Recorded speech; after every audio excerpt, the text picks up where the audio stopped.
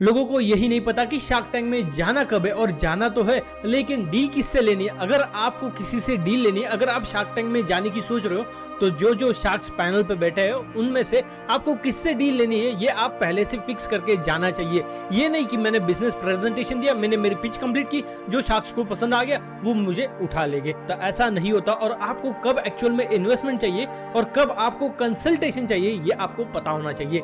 तो एक ऐसा ब्रांड आता जिसको एक्चुअल में इन्वेस्टमेंट की जरूरत नहीं थी, क्योंकि वो पहले से प्रॉफिटेबल था, उसके पास कैश फ्लो भी था, लेकिन तो भी वो शार्क टैंक में जाता है। किस चीज के लिए?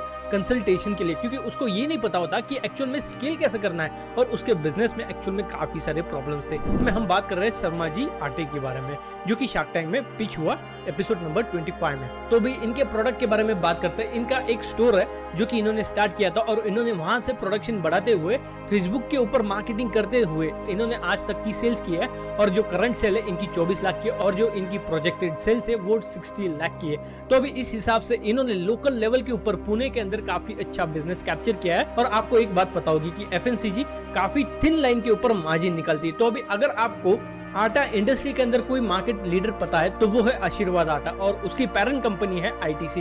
अभी आप मुझे बताओ कि आईटीसी के पास ऐसा क्या है जो इनके पास नहीं है? सबसे पहला है कैपिटल, और दूसरा है डिस्ट्रीब्यूशन सिस्टम।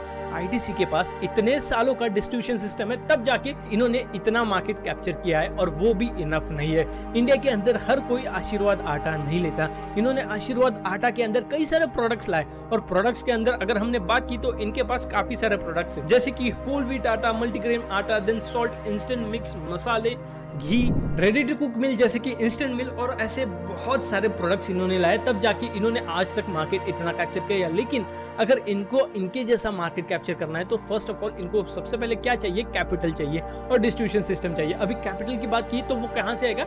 इन्वेस्टर से आएगा। लेकिन आज इन्होंने शार्क टैंक के अंदर, जैसे कि अनुपम ने बोला था कि आप फंडिंग मत लो, आज आप पहले ग्रो करो इस कंपनी को, फिर बाद में फंडिंग लेके आओ। लेकिन नहीं, इन्होंने क्या किया?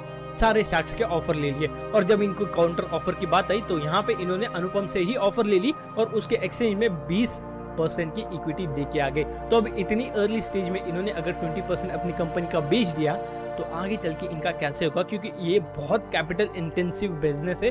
इसलिए मैं आपको ये बोलता हूँ कि अगर आप शार्क टैंक में जा रहे हो या फिर आप इक्विटी रेज कर रहे हो, तो आपको ये पता होना चाहिए कि कितनी इक्विटी कहाँ पे लेनी चाहिए, किस स्टेज पे लेनी चाहिए, और आपको आगे चल के इसको अगर एक्चुअल में स्केल करना है तो वो स्केल कैसे आएगा। क्योंकि इनका अगर हमने रेवेन्यू मॉडल देखा तो इनके पास कोई भी ऐसा एक रेवेन्यू फिक्स मॉडल नहीं है कि यहाँ से हर महीने इतनी सेल आएगी। तो अभी इन्होंने आज तक फेसबुक ग्रुप को यूज करते हुए काफी अच्छा सेल किया। इन्होंने क्या किया कि फेसबुक ग्रुप के ऊपर अर्ली मॉर्निंग मैसेज डाल दिया, और जो जो लोगों ने इसे डेली चेक किया तो उनको एक रिमाइंडर आ गया कि अगर हमारे घर में आटा खत्म हो गया तो हम शर्मा जी का ये आटा परचेस कर सकते हैं। तो इस तरह से इन्होंने आज तक मार्केटिंग के और मार्केटिंग के अंदर एक भी रुपया स्पेंड नहीं किया। तो ये एक क्लेवर मूव है, लेकिन ये लोकल बिजनेस हो गया। लेकिन अगर स्केल करना है तो एक ही चीज चाहिए, वो है डिस्ट्रीब्यूशन।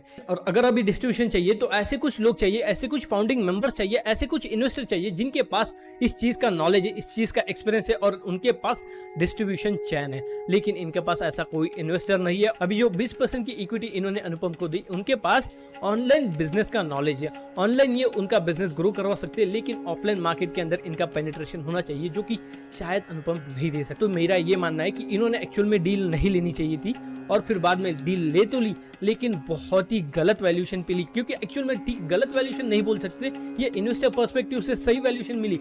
लेकिन इस बिजनेस के अंदर काफी ज्यादा काम है। इनको सबसे पहले अपना बिजनेस बढ़ाने की बात थी, फिर शार्क टैंक में आते या फिर कोई इन्वेस्टर के पास जाते तो ठीक था, लेकिन ये काफी ज्यादा अर्ली स्टेज है। अगर समझो आपको शार्क टैंक के ऊपर और भी ऐसे रिव्यूज चाहिए, मेरे चैनल के ऊपर बहुत सारे वीडियोस मिल जाएगी। और फिर बाद में अगर समझो आपको पर्सनल फाइनेंस, बिजनेस और इन्वेस्टिंग से रिलेटेड और भी बातें जाननी है तो उसका भी कंटेंट मेरे चैनल के ऊपर आपको मिल जाएगा। अगर आपने वो चेकआउट किया तो आपकी लाइफ में जरूर वैल्यू ऐड होगी। और अभी एक और बात, यहाँ पे डिस्क्रिप्शन बॉक्स में मेरे स्टार्टअप की भी आपको एक लिंक मिल जाएगी, जाके ढूंढो और मुझे कमेंट सेक्शन में बताओ कि आपको मेरा स्टार्टअप एक्चुअल में कैसा लगा। सुना, थैंक यू फॉर वॉचिंग, और अभी मिलते हैं नेक्स्ट वीडियो में। Peace out.